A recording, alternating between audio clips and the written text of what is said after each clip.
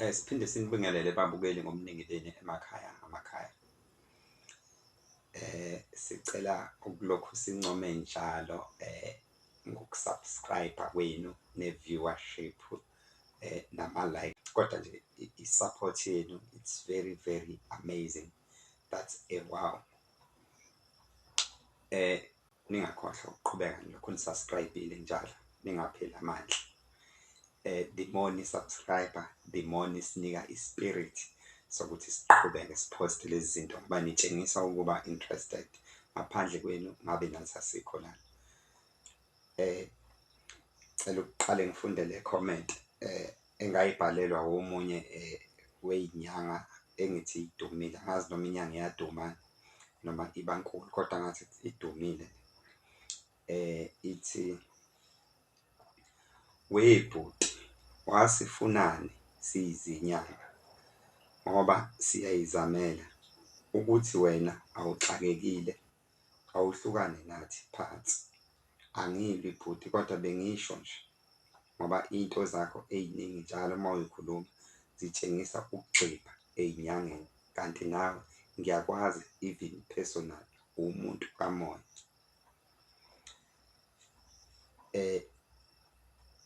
Wayebhalile-ke engalibhalile igama lakhe ngenhlahla-ke la eSouth Africa sinama-sim card arekhiwe, mhlawumbe wakhohlwa ukuthi usebenzise i-sim card yakhe, kodwa ngokumvikela naye isithunzi sakhe ngoba cha ngiyamazi unegama kakhulu, ngeke ngize ngilisho igama lakhe ngaphandle uma kukhona abangifaka ingcindezi. Sedluleke lapho. Namuhla into engifuna ukukhuluma ngayo ukuthi i-topic engifuna ukukhuluma ngayo ithi ukuthwasa okuyimfihlo. Ukuthwasa umuntu engathwasiswa ukugobela kodwa ethwasiswa isigodlo sikagobela.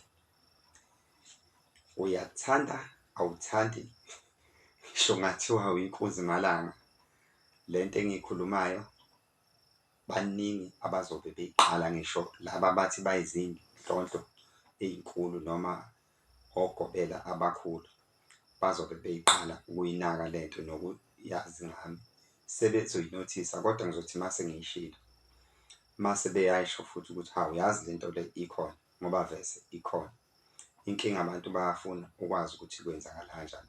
Before we continue with the topic, bengiqala ukufuna ukuvezela abelaphi la ukuthi umuntu whether ushilo ukuthi uzohlola noma akazile ukuzohlola, it's your own responsibility as a traditional medical practitioner ukuthi umuntu uma uqala nje ukhuluma naye uconnect, inspect lokho esikubiza ngokuhlola, engaze ethi uzohlola ngoba ngisho esho ukuthi uze ngakuphi ukugula, kodwa wena kuyi-responsibility yakho ukuthi ubusubona ukuthi inkinga yakhe yini.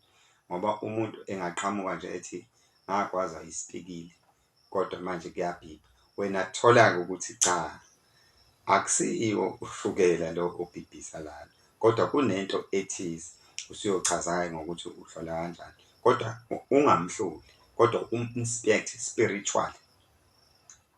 Sekuyi-addition or ibonus mangabe ecela ukuhlolela, kanti ngisho engacelanga ukuhlolela, mina ngikubona njengomelaphi umuntu ungamhlolela beside ukuthi ezekhokhe.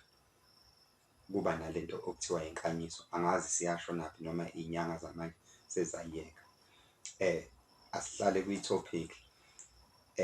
Ngenzeka omunye cathi isiqamba amanga lento esiyisho, sethemba ukuthi abantu khona isifunda bazosithola abantu.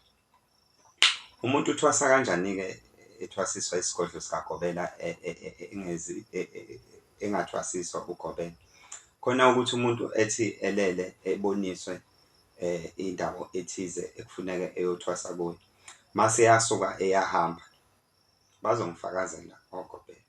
Mase yahamba ngendlela ahamba ngayo, iqala umuntu wayehamba ngenyawo ngisho ibanga lelide kanjani, kodwa-ke kwamanje-ke sekuhlukile, umuntu useyakwazi ukuthi egibele.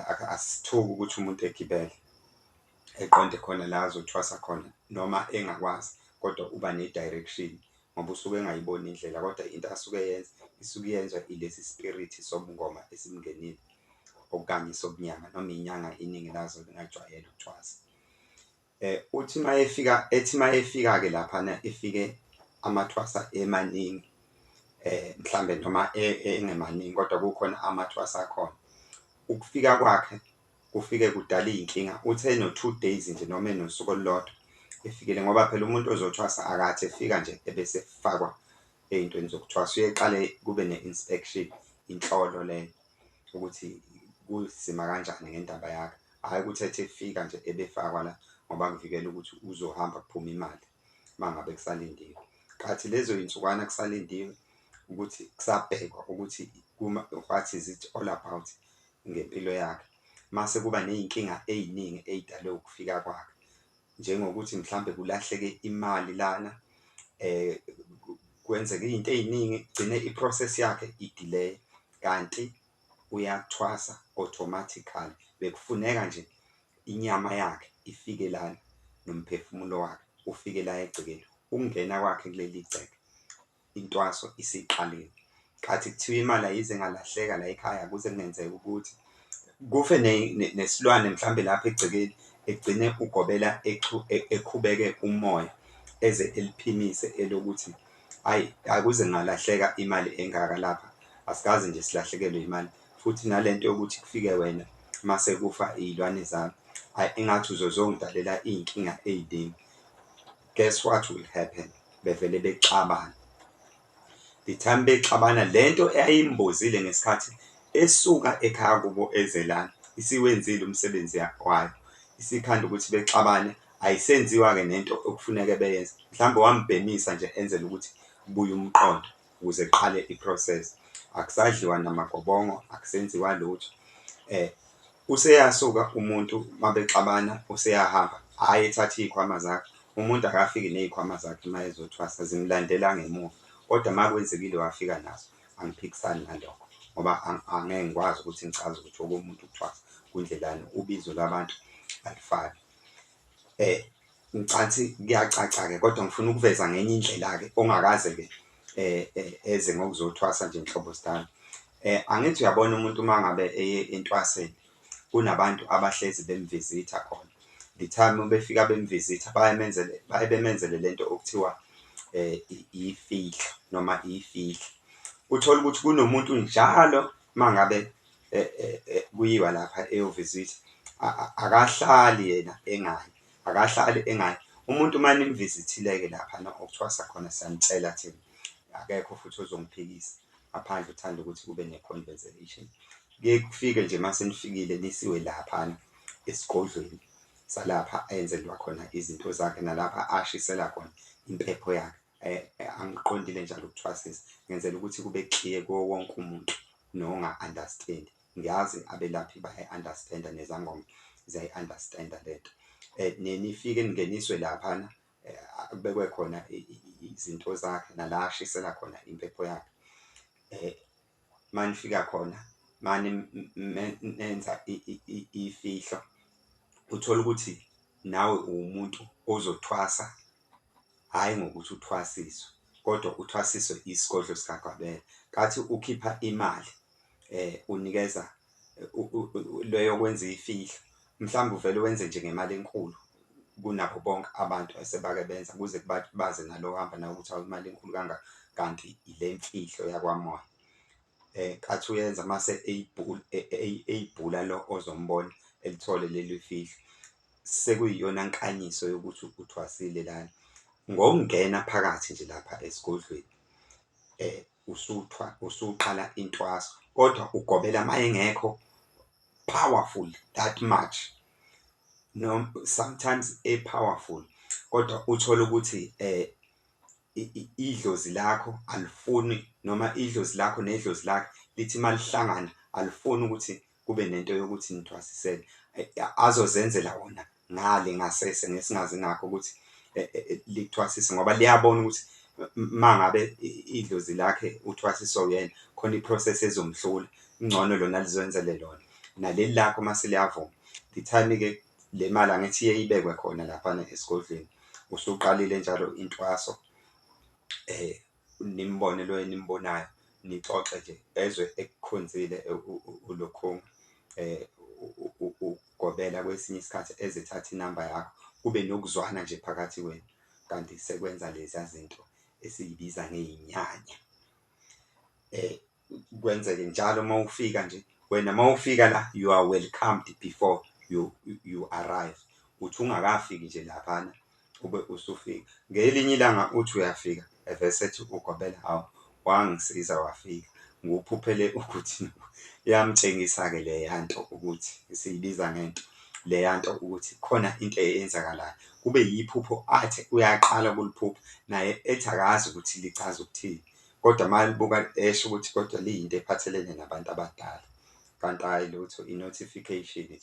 Ngithama umvizitha-ke, uhlezi umvizitha umuntu, uhlezi umvizitha, mhlambe uhlala unyaka wonke uhlezi nawe. Uma ungena laphana uyathwasa, uma ungena lapha usuqala uba abnormal, usuwenza izinto ezi-abnormal, sengazuthi nawe wake wathwasa.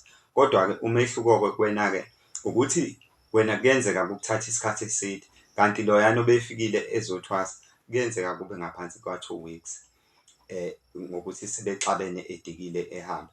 Yilapho-ke esithola khona esethi ugobela, hawu useyinyanga ubani, useyisangoma ubani, ngoba wafika wazothwasa kimi kwamehlula waba yisela wantshontsha. Asikho isangoma esinje ehamba efafaza kubantu, kanti akayi-understand indaba. Wena-ke owafika-ke ngokuthi ubuzobona umuntu vele kubabaze wonke umuntu, kodwa-ke idlozi ngendlela elijule ngayo lento liyenza kanjani, alukwenzi wena welaphe ngamakhambi la ajwayelekile. Wena uvamise ukulapha ngamanzi ngoba usuke ungenwe izingilozi zezulu, ungenwe izinyanda ezulu, uqobo lwazo ey'hambisana nezamanzi, ngoba umuntu kanjalo uvamise ukuba clean, akazwani nento engcolile, uvamise ukuba clean. Manje umuthi kuyena ufana nento engcolile, uyesebenze ngamanzi neyiwasho. Uthola ukuthi bethi abantu besancoma ukuthi hey ubani uyasisiza, ngisho labantu abawuthula abathwase ngale ndlela, bethi hayi ubani uyasisiza, bethi abantu besagijima beze kuyena vele kube nento ezomthatha ehambe engahlali lana, mhlambe eyosebenza phesheya kanje, noma ehambe eyofunda.